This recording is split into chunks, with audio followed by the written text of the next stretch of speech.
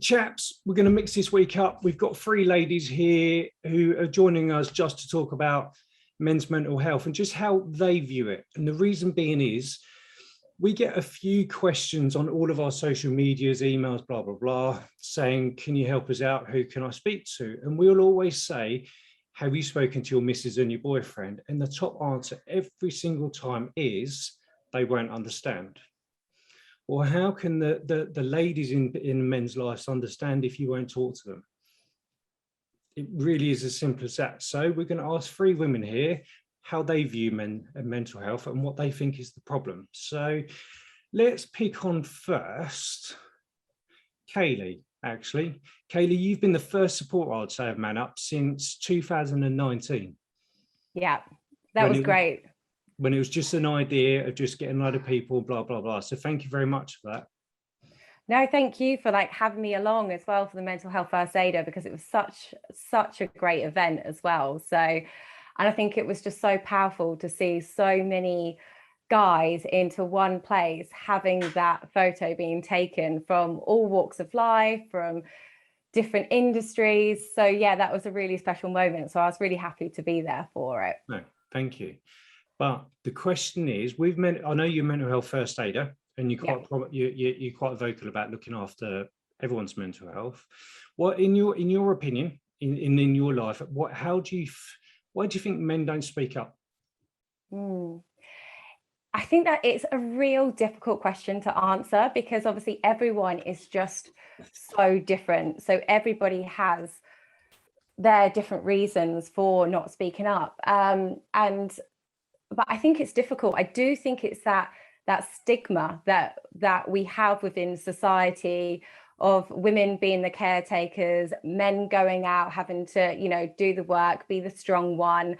Or if, you're down the pub or, wherever you are, there's more this thing that women will talk to each other. But actually, if guys start opening up, you're going to have something thrown at you, basically telling you to stop being a girl. And I think that's still really ingrained in society, and something that we really need to kind of change that narrative around. And I know MANUP is doing that, which is great. But I also think it's just for giving your partner that time and space to say, well, actually, we are really busy. So sometimes we do get caught up in our everyday lives, but just given that time and space just to have a conversation of how you're doing today, and see if that opens up any of that conversation. That's a good reply. Jordan, this is a bit where you normally chip in, mate. Right. I was going to say, and this can go to anybody, but do we feel over, I suppose, the last, however long this bloody pandemic's been going on for, do we feel it's got better or worse? And that can be a free-for-all for anybody who wants to answer that. I think worse, just for everyone in general, with that isolation, not being able to go out and have that release. And like Kayleigh said as well, going to the pub and having a chat with, for guys, with your mates. For some men, that is their outlet. They might not necessarily speak about mental health, but having that social time is that outlet for them. So having that taken away, I think has had a huge impact. Yeah, no, I'd have to agree with you on that. So I would say I've actually found it harder during the whole lockdown and COVID and all this kind of stuff. But I think for me, it's because I don't want to bother other people. Everyone's got their own shit they've got to deal with. I'm not going to make it worse by saying I'm struggling a little bit, really. He says who's a mental health first campaigner and all of this kind of stuff. But crazy times we're living in, isn't it, really? So Amy, that was a good reply, but we might as well get you. You're gonna pick on me next. Yeah, might as well, because you do you know, I don't exactly, you do training, you do mental health first aid training, don't you? For yes people? So me and my partner have a company. We do training to corporations. So mental health is one of the topics that we cover, but we don't just do the mental health first aids. We do a full program, because it needs to be a cultural change, especially a lot of industries need a full, revamp. It's not good enough having a couple of people. It's, any training, anyone being further educated on mental health is good, but if you really want to have that impact, oh, my thing's gone. I'm still there. Yeah, it's still there. I'm talking as well, wouldn't it? Still there. Yeah, if you really want to have that impact, then it needs to be a bigger thing than just having a few people trained. So yeah, it's something that I'm quite passionate about. But why do you think men are just a bit crap at speaking up?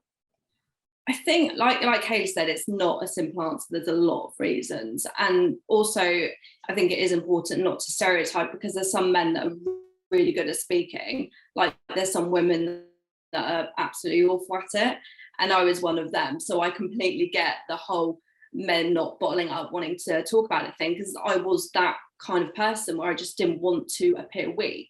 I think a big issue is self-stigma. So not necessarily what other people are thinking, but what you think other people are going to think. So you put, with all the stereotype stigma, you put those expectations on yourself. So you think by having it, you're weak and you're struggling and you should be strong and you should be this, should be that. But actually, if you spoke to somebody about it, you probably wouldn't get, they're not going to think that of you, but you've put that on yourself so heavily that it stops people from actually speaking to their partners. But as you said before, if you don't speak to your partner, then they're just going to think you're being a bit of an asshole. Like they're not going to know there's an issue. They're just like, oh God, you're miserable at the moment. What is wrong with you? Nothing, I'm fine. Well, you're not fine, but you need to be open. And it's not, I think a big issue is the communication. It's hard to communicate how you're feeling sometimes if you don't really understand it. So it's finding a way to communicate that works. So as an example, with me and my partner, I tried to explain to him so many times about my mental health issues with anxiety, and he just didn't understand it. He could not get his head around it. He's been really lucky. He's always had really good mental health. So for me, trying to explain to him that this completely irrational thing that I experience, he couldn't get his head around it. So we developed a way of communicating that worked for both of us. And it was just really simple, like number system. How are you feeling today? Probably about 6 out of 10. My anxiety is quite high. And like, all right, okay. And do you want me to do anything? Is there anything I can do to help? No, not really. Like, that's just how I'm feeling. And just having that communication.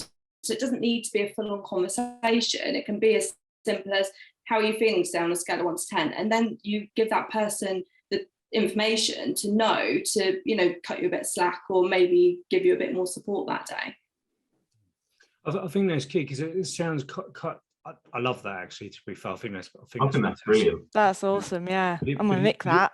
No, I think I will as well, because it's like with me and Faye both got our own demons up to a point, but with Faye, she's just like, sometimes Danny being a bit grumpy, is everything all right? I'm like, I just want you to go away for a day. I just want to be on my own and play with my dogs and just watch a bit of telly. And I think it's having somebody who's willing to go, it's not me, it just needs a bit of space, and vice versa. I 100% agree with that. And I'm just hearing it as well. And just picking up on that point around mental health training as well. How do you both, so I recently did mental health first aid, and that is an intense few sort of hours, days, however you end up doing it. But so did Courtney as well, actually, 2 weeks ago, wasn't it? Sorry, brilliant. Yeah, I did it a bit longer. I think it was July. Right, okay. I did it, but yes, so heavy. I didn't expect how much it impacted me, actually. Yeah. I'm exactly the same, because after a morning I was doing them, and then you go just to do your day job, and you're like, I've not had a lunchtime doesn't allow you to sort of relax after that. How do you just sort of switch off from that, you and your partner? Do you sort of have a chat about it and say, okay, is that, or does it go back to sort of the 1 to 10 rating of, I'm done, I'll speak to you in 5 hours time? I think because we're just so open about it now, it's just we just kind of can tell. So like if I say to him, like, I'm feeling like this or feeling like that, and give him a number, then he can kind of put that with how I'm behaving. So he can tell now if I'm having a hard day without needing to say it, just how I am that day. And you learn from it, don't you, from like the behaviors.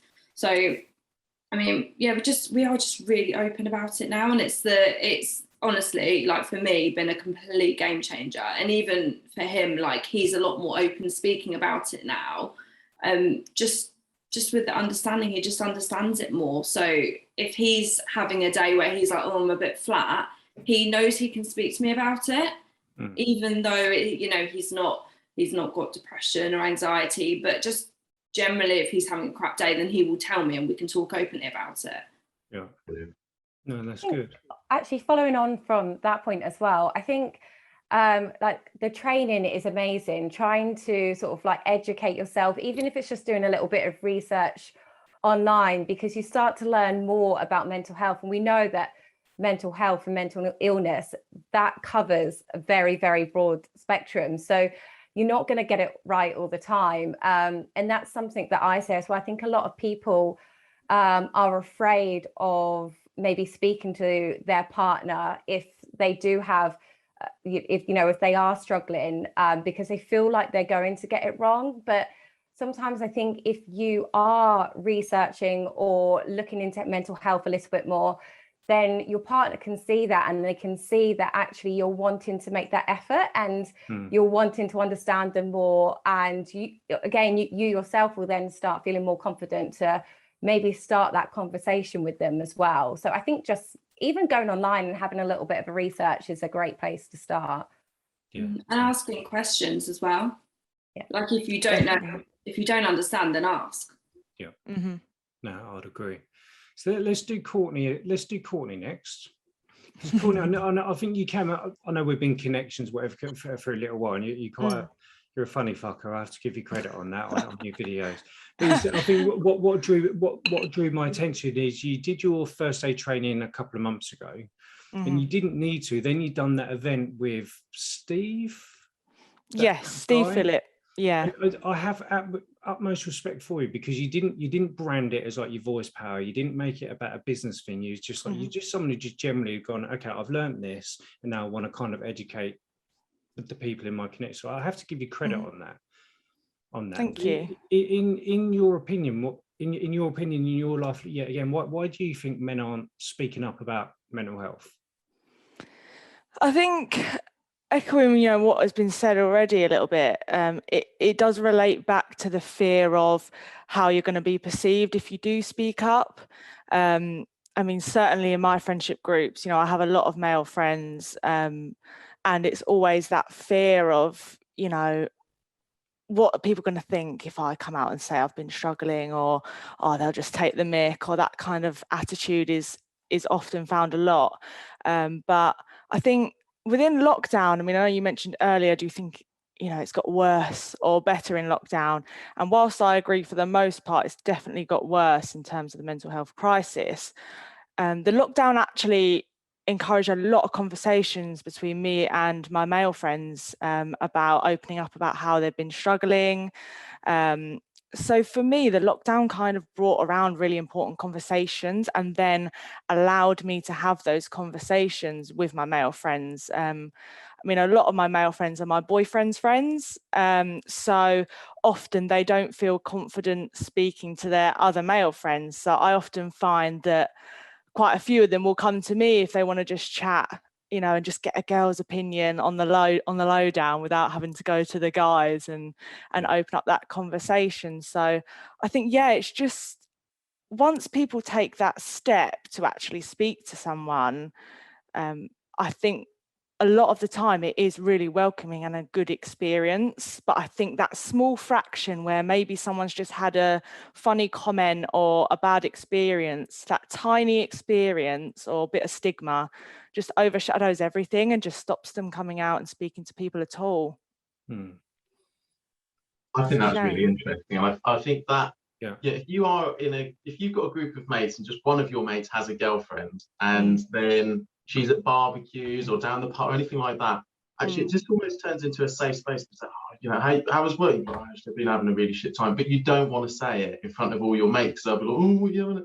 And I think that happens in so many friendship groups, and if anything, just how important you are to that group of friends is incredible. And I mean, just hearing sort of based on what we've been talking about, Dan, do you feel like you talk to Faye enough around how you're feeling, both sort of since we've been doing Man Up, but also previously. You're a dickhead, you really are, aren't you? No, I think I've got better at it. Absolutely, but I will tend to open up a bit more to her when I'm just like, when the shit's hit the fan. Absolutely, and I'm going to put my hands up on that one. And actually, Amy, I have to give you credit because you've been quite vocal on your LinkedIn about depression and all this kind of stuff. So I think there's stuff where you say, I'm like, do you know what, she could say all that kind of stuff. Okay, I'll speak to Faye about this.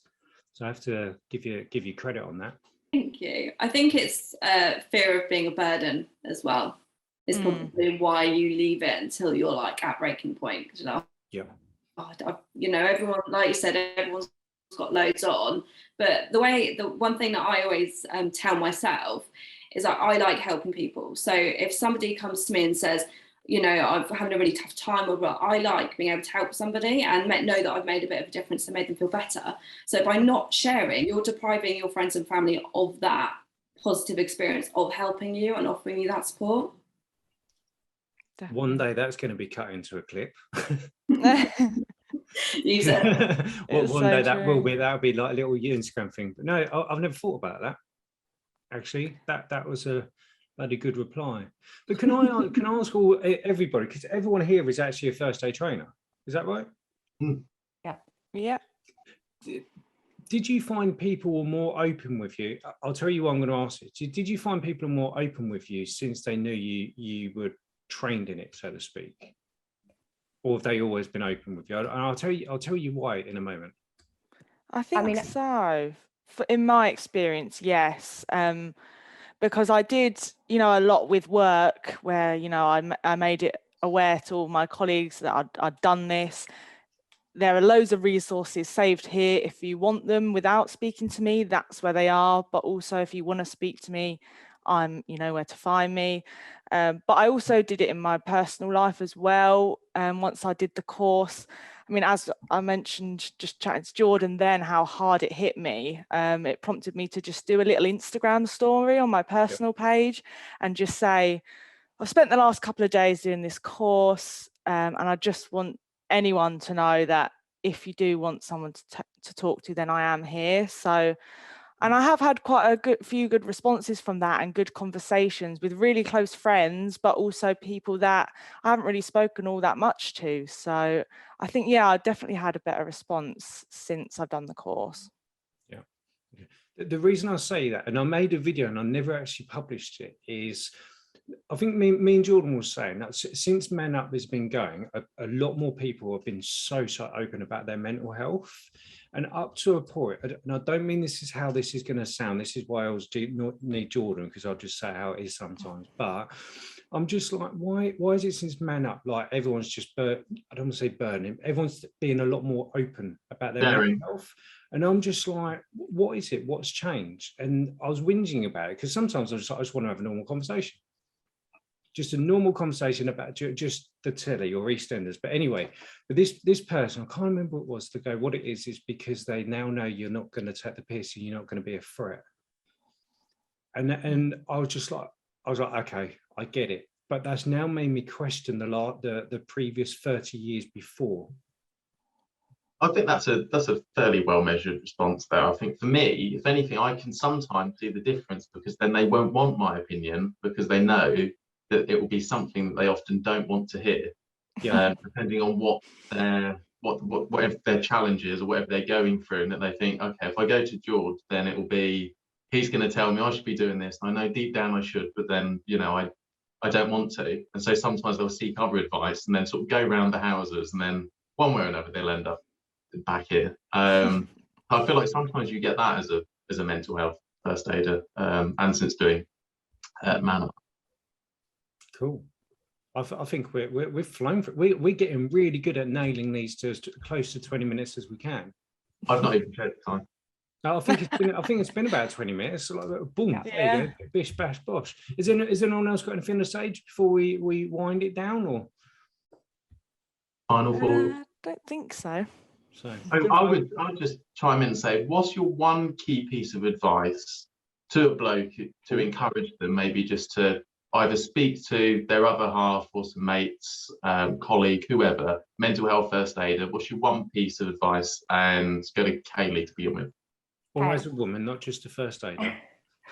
I tend not to give advice, again, just because everyone's very different when it comes to mental health, and I don't want to give the wrong advice and then for somebody to go do that, it doesn't work for them, and then they're shut off for them wanting to go find sort of further help. So, but really it's just about being there, being open, and just letting somebody know that actually I am really interested to you know, be here and just to listen to you. So I think just being open to learning, doing courses or doing research, and just showing people, yeah, that you want to be there to help. I think that's really important. Yeah, absolutely. What about you, Amy? That's me cut out then. Oh no, okay, we can hear you. There was a bit of a pause. I was like, oh, yeah, I don't know. I think it's my internet. Sorry. Okay. I would say, as a suggestion, if you're not ready to speak, then try writing things down. So try and write down how you're feeling, get it out on, you know, notes or on paper, and also try reading about it. So if you try and do a little bit of self-education, it might allow you to kind of understand where you are a little bit, to put you in a better place to be able to verbalize it and have a conversation. Yeah, I'd agree with that. That was good. I love that one. Yeah, just on what Amy said there, I can really relate with that, because I've had anxiety for quite a few years, coming up 5 years now, I think. But actually, when I did the mental health first aider course, when we did the anxiety module, there was a lot of information in there that actually thought, oh yeah, I do that, or oh yeah, I've experienced that, but I didn't know that it might be because of that. So I think you're always learning, and that helps you understand yourself more. Sorry, that was just a little tangent there. But my advice would be, I mean, I guess mine is more so to the women that think their partner might need help, would just be to ask, how are you, twice. So yeah, hi, how are you? But then no, actually, how are you? Because I think, you know, oh, you're right, it's such a passing statement, and people just be like, yeah, I'm fine. But actually taking a moment to be like, no, actually, how are you, gives people that platform to hopefully actually answer honestly. Yeah, I'd go with that. Jordan, answer your own question. You never answer your own question. Come on. What my You've switched off, haven't you? On the spot.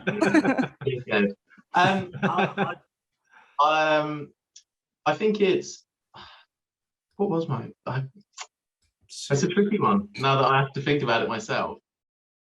I think I would go what sort of Courtney says around what you would do if you're perhaps a spouse or something of that person. And I think it's just giving them the time. Don't expect anything. You know, you might say, how are you, twice, but actually if their response is in a week and they actually feel like sitting down saying, then just respect that time to lay off them. And I know that I can be a complete nightmare around stuff like that, but I've not got time to talk about this right now. But actually trying to create a space, so whether it be sitting down for dinner or a coffee or anything like that, maybe outside the home, I think those sorts of things, because then you're not distracted. So sort of just jumping on the back what everyone else said, really. But I think it's just trying to create that space where actually there's no distractions and you can have this conversation without a phone ringing or that irritating thing that Teams does when you're at work. So yeah, trying to create the right environment and space to have that conversation, I think would be my advice. Yeah, I'd go with that one. I think our work here is done here today then, isn't it? 20 minutes, bosh, done. No, let me just do the whole, I'll do the whole taggy thing and all that kind of stuff in the video, but let me just hit the old, I've got to make the video bigger, so where's the record button?